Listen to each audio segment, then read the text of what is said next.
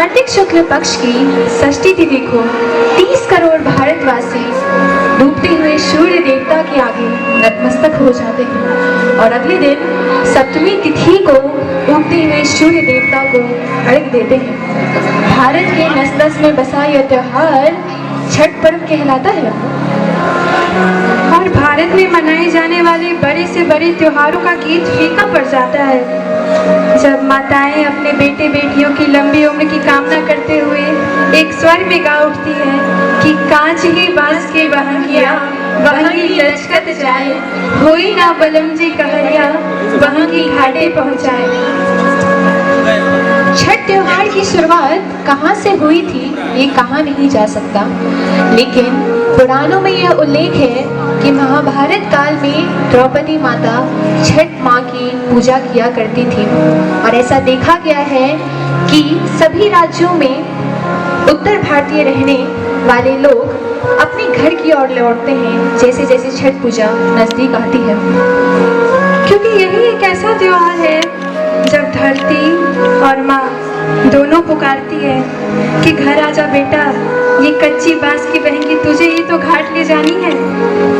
एक बार माँ का ये संदेशा मिलने के बाद कहाँ ही रुकते हैं हम, इसलिए तो कहते हैं छठ सिर्फ त्योहार नहीं हमारी भावना है।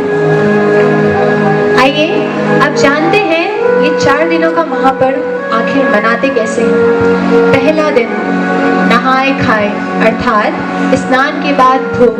माताएं इस भोग का ग्रहण करने के बाद 36 घंटे का व्रत रखती हैं।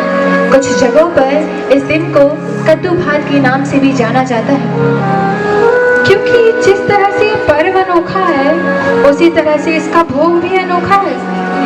कद्दू और चावल स्वरूप प्रसाद चढ़ाया जाता है और खाया भी जाता है।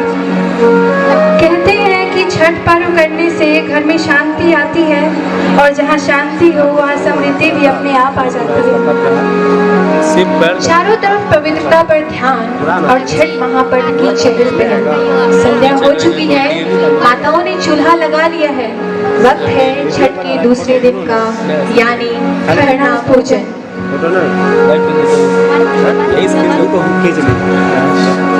खरना पूजन में प्रसाद की तैयारियों के साथ माताओं के द्वारा गाए जाने वाला लोकगीत पूरे घर को सजाता है।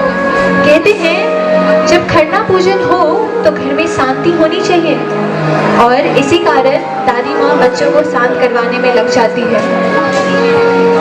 पूजा समाप्त होने के बाद माँ का वो खीर और पूरी का प्रसाद और बच्चों का माँ से ठेकुआ मांगने के बाद माँ का ये कहना कि नहीं ठेकुआ आज नहीं, सुबह अर्घ देने के बाद मिलेगा।